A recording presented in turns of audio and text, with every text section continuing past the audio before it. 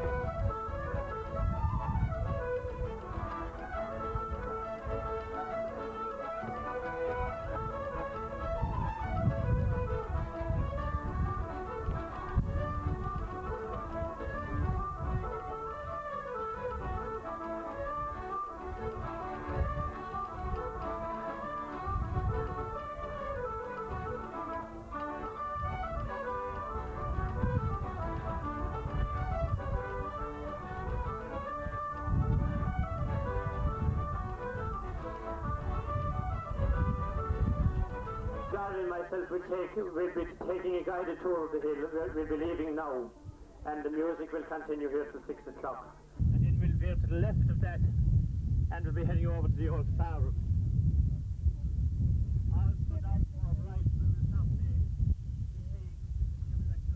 Just in front of us, and you'll have a sort of view of what we're talking about.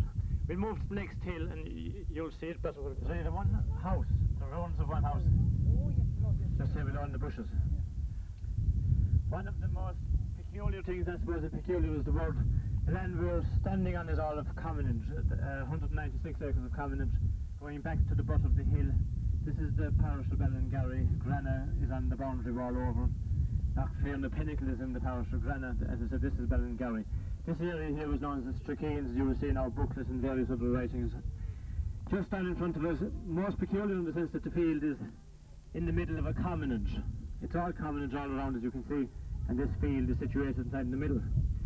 It was occupied by the Maley. We checked records back in 1850. Griffith's valuation gave it as Maley was the occupier. It later came into local hands, private hands. The old ruins of the house just below, you can see the stones where all the stones were pushed in, or probably it fell, and the farmer who owned it at the time probably lifted the stones and threw them inside the wall of the ruins of the house. Captain Maley was a woman, not a man as most people would have thought, and she was quite active, involved with the White Boys during the end of the 1700s. As you will know, around this area, Kilmallock, West Limerick, Rock Chapel, the Rockets and the White Boys. Various references in old newspapers that we get the Knockfierna district where they used to attack the landlords on the lowlands and return back here for refuge and hiding, and also for in the famine times as well, where they would have robbed food and whatever, they would have also returned back to the Knockfierna hill. Again, if anybody was coming, they would have a good view of any approach, shall we say. So that's the ruins of Captain Maley's house just down below. Off to my right over where the ferns are, you can't really make out from here, but some years ago that area was burned, and you can easily make out the lazy beds. The lazy beds are ridges of potatoes from many of you maybe in the olden times in the days of the shovel, when people would have made ridges from fields. There are quite a lot of those to be seen on that particular plot of ground just over there. Again, it is now known, seen as common as because it isn't fenced in by anybody. So we had the lazy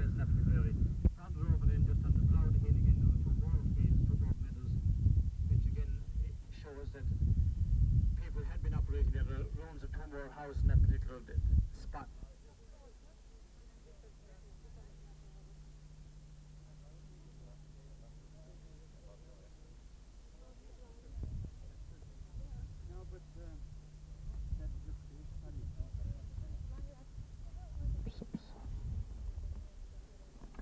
We'll just do a quickie reading on what I have in front of me is a copy of Esther Evans back in 1940s. He wrote on Irish heritage, and what I have in front of me now is farmyards and fences.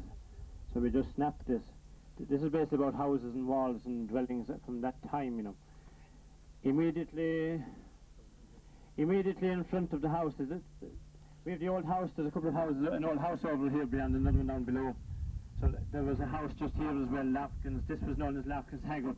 The reason we came into this particular field is to give you an idea of the amount of work and effort and time that was spent in building a wall like that. The thickness of the wall, the height of the wall, and even it would do justice in front of anybody's house today, the way the wall is built. And as we had a lot of houses here. We have a little well just down here, a small little bit just behind the bush really. There's a well over. Turn the other way. Out front. The wind is catching us. Just, you can see the ruins of an old house over. That's on the passageway. There's a passageway going along there. It takes you out onto the main Croom Road, and also to take you down into Tinker's Cross near Ballingarry. So you can actually drive that one. It takes you out to Tinker's Cross back into Ballingarry again. There's a very fine well. It was known as Sullivan's Well. It's the purpose, I suppose, this year in particular, because it never ran dry, and it hasn't gone down anything literally this year either. Sullivan's Well is at the end of that little boreen, and it never ran dry. And as I said, this year it hasn't run dry. This one here was known as Lafkin's Well. That has gone dry in the past couple of months. Just over in the fir bushes over there, if any of you want to take a look in a few minutes, you'll see the ruins of a house. It's mountain. If you want to move in close down in the bushes, you will actually see where the walls were built. And as we said Monday night in Ballingarry, that during the 1940s, Kelly's daughters, etc. from Ballingarry, there was a scheme. The council were buying stones, and the people came up and took the ruins of the houses and the walls. Obviously, the ruins of houses were handier to take because they were on the one spot. In that particular location, there was another house here. It was Larkin's house, just where we are. Over behind the man, you can see the ruins of another house. It was Sullivan's. He died around in 1947. That was the last of the people living here. There's another house further over, Henny Green's house. She lived till about 1962. She would have been the last person living up on the hillside itself, on this side of the hill. Back to the walls. Immediately in front of the house is the traditional location of a dung heap. Dung heap before each door was commented on by nearly every 1920 traveller. That's a description of houses in the 19th century. The apologists, it is true, remind us that tenants would not move the dunghill for fear of having their rents raised because of improvements, but its proximity to the dwelling house need occasion no surprise when we called it down to a century or two ago. In remote parts, the dung was allowed to accumulate at the end of the living room. Recalled that in 1837, a school teacher wrote that some houses in Donegal had within their walls from 10 to 15 tons weight of dung and only cleaned out once a year. Some description, gentlemen, of a house in the last century. Nowadays, however, from hygienic motives, the manure is removed to a less conspicuous part of the farm, though it is possible inside the door. That's basically from the last century. It was, and again, it's all taken away at the back. I have been told the names of the people here, but I forget. Here on your own rather than myself, we're not going to do it all today. I'll talk about the top part of the hill. You can see where the stone walls went up the hill, across the hill, all over the hill actually there were stone walls. In some cases the walls, very interestingly, are unfinished. They go so far across the hill and they stop. They don't go any further than the wall. That's where they're all finished. So quite a lot of stone walls. Up here above on a hump of the hill back here behind us, quite an interesting thing. Only recently actually we spotted it. There's the remains of a house. But rather than the remains of a house really is the fact that we can see the pathway where it was cleared away. The stones were cleared away from the far side of the hill onto that high mound up above, just way over the hill there. You can see the high point of the hill. Completely cleared into it. Again, further over, just down from that particular high mound over there, there is a very fine stone wall similar to the ones here inside the wall. Very high stone wall, very fine stone wall. But what makes it interesting is inside the stone wall is not what you would expect to find. It's literally stones all over the place. The stones are picked from the outside near the stone wall, but they never obviously got into the inside of the field. So it's a very fine stone wall, and all inside of the field really are piles of stones. So that's one job that was left unfinished. This particular place here was the last house, as I said, apart from the one over, which is still together, but it's farther over on the hill. This one was Sullivan's. Sullivan's owned land around here, and the well below, that little boreen goes on down. It was also called a mass pat, this particular one, because you could see below the boreen went straight across. This boreen here meets the one coming across, something like you'd find in Maiden Street in Newcastle West, indeed, you know. So one would wonder why they get bother coming both ways here when they could have gone down one and met a little track below, which wasn't on the roadway anyhow. But just below where the trees are, a little below the wall here, just inside the wall, literally 50 yards, that is a reasonably good road. You can drive it from the Tinker's Cross, you can drive straight across and down, and you come out below near that yellow bungalow. That's actually passable, that road. You can drive that road. That's the one, and as I said, just over here at Sullivan's Well, there's a little junction which takes you up along here, this one we're after coming down. And then this one was an old boreen that was used by the people here. Sullivan's lived in this particular house. He died in 1947 in Croom Hospital, and the Sullivans, back to, they were there in 1850. We don't have any records of that on this, but they were living here in 1850 with Griffith's valuation. It was a 3-bedroom house with a large kitchen. We have descriptions of that from some of the older people who are taking the details. Just over to the side where that lady is sitting in blue, just above her head there, you can see the rather unusual stone where we would have a chute today. The water came down so far off the thatch, and then it threw out the water. Rather unusual. As thatched houses there, you don't have to see that type of design, where the rain came off the thatch, dropped, and then it just threw it out again. Nice stone work. Just in here beside us again, it was only recently we saw it indeed. And I suppose if we had got over a bit more, it would have been in here. It might have been a dog's house, a hen house, or keeping pots cool or whatever, or a kind of a fridge. It's quite large, but it's about 4 feet high, I suppose. 4 foot all around, probably 6 feet, 4 feet, I'd imagine, on the inside. Quite a lot of doors in the old houses, as I said, pots, hens, etc. You have to into those. And again, you can see very fine stonework in all the walls around here. Mainly, I would have thought that people were clearing the walls, and of course, the main thing, I suppose, is that the population was there. It's not there today. So we'll head back up again to where we left our second speaker. The corn up down the shed at the end of it. Here's the head corner and head back to the room here behind us. And you'll see the people still over yonder. So we'll move on to the fort. That's very far out here actually. Today we obviously went the other way around, so we lost most of it out in the way. The Colleen Barn you've been asking about her. The passage that we were hoping to get cleared by next year would be, if we can get funds and so forth, would be from the 2 houses down below here. Out over the cattle you'll see 2 houses. The boreen, that's the main road going across from Ballingarry to Knockfierna. So that passageway is quite wide, not like the one we went up today. The one we went up today you couldn't do anything with because it's too narrow. This passage is quite wide and reasonably good, so we would hope to get that one developed. The gateway is here below and on up into the hill, and you can see the area above behind where we came in just beside the wire. It's quite level, so it should be easy enough to get that area developed as a car park. It would make it easier and a lot more helpful for everybody if that had been developed, or would be developed hopefully next year. That's that on the development. On the Colleen Barn, on your booklet, in an interview with Paddy Conway back in 1974, Pardigo Madine, Michael Kearns, and indeed Paddy Conway regrettably have all died since that article was published. It's a direct, straight extract from the Cork Examiner in 1973. And it was Paddy Conway actually who gave me a copy of that Cork Examiner back about 10 years ago. The house he referred to, the house he was living in, is those big trees down here. You see the old motor cars and a bit of a shed, and then you have lots of ash trees or whatever. The house is just inside those. It's an old house, a small house. So when you're moving back this evening, you will find there's 2 new houses here on top of the hill. Just as you go down the hill and it's down the bottom of the hill, the house is on your right hand side. I won't say a very great deal about fort because it's nearly 6 o'clock and we'll be late to the cows. This fort is a normal sized ring fort. And ring forts are ancient Celtic dwellings. They go back long before the Roman Empire. And there are ones found in Europe that were capable of housing thousands of people. So we have nothing like that in Ireland. Though there are some forts larger than the normal ones. There's a fairly large one down in Clonca. It probably belonged to some Tuatha chieftain or something like that. But these were the normal size of a ring fort.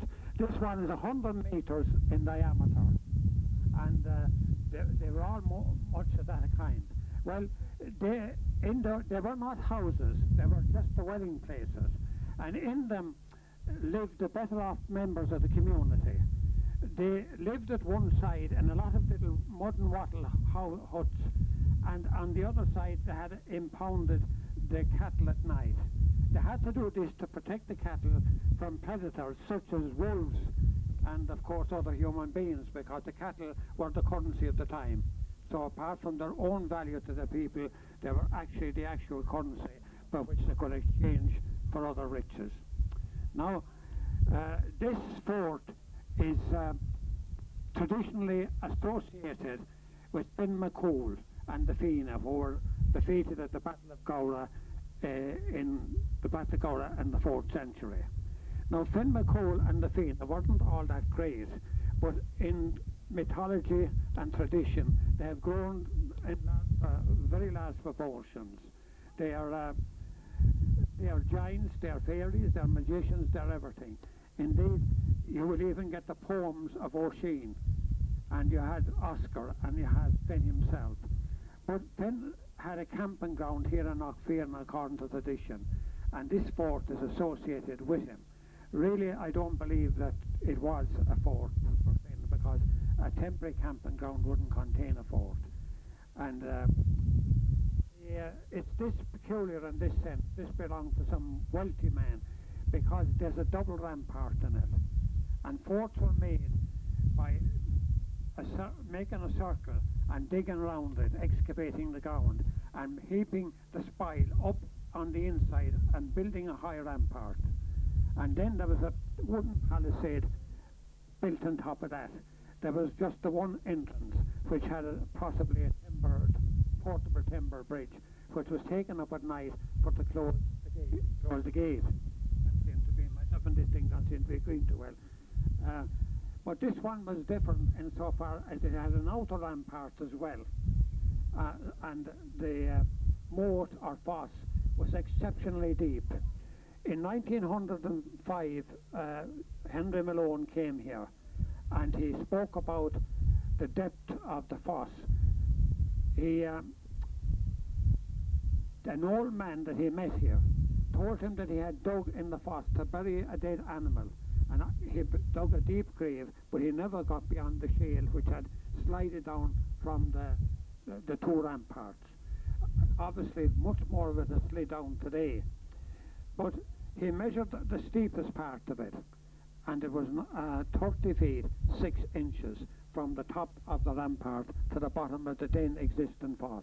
So at the earlier periods it must be well over 40 feet from the bottom to the top of the fosse. Of course there would be a reason for building digging that fosse so deep and building the second rampart, because down on the lowlands the fosse or moat usually filled with water, which was a deterrent to anybody attacking. But this didn't happen here, so I suppose the deep fosse was built to sort of fortify, as a greater fortification for the fort. There's very little else I can say, I think, unless anybody wants to ask any question to get my memory going. The families would move from the fort to other residents, towns or what they were, and they would move out to the summer or Boolean grazing grounds, where they had other huts, and they would stay there for the cattle, and then they would, in the meantime, they'd make white meats, as they called it, butter and cheese of a type, and they had no way of preserving those, and they would put them into a skin bag, and they would bury them. No, but if there was a bog nearby, it was the best place to bury them. But very often the mark where they buried them was moved or lost, and they couldn't find them again.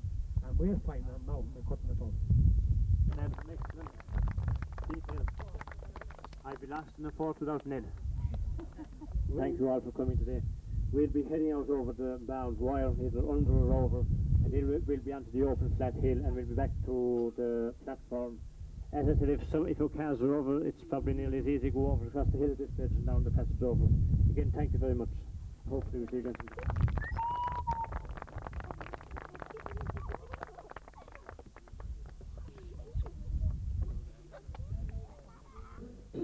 A great crowd had gathered outside of Kilmainham, their heads all uncovered, they knelt on the ground.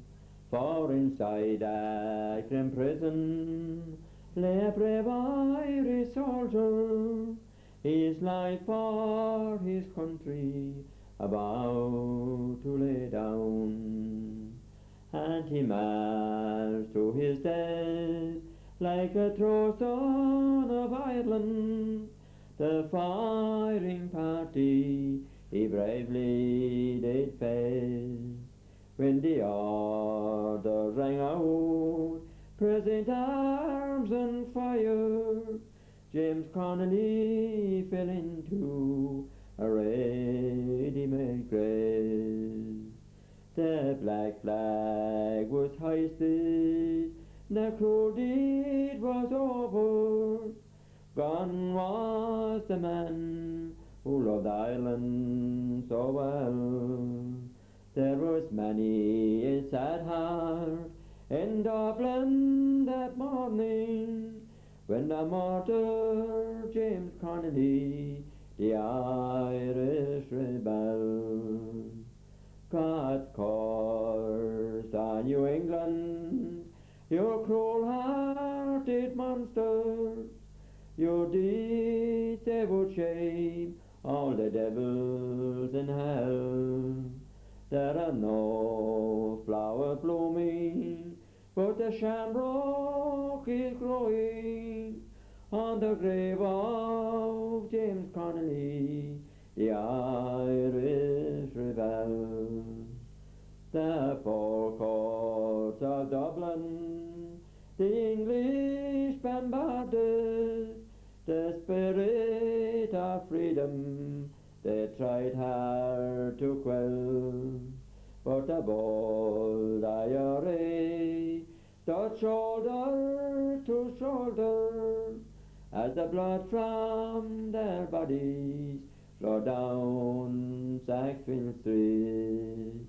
Many years now have gone by since the Easter Rebellion, when the guns of Britannia they loudly did yell. But above all the din came the cry, no surrender. 'Twas the voice of James Connolly, the Irish rebel. 'Twas the voice of James Connolly, the Irish rebel.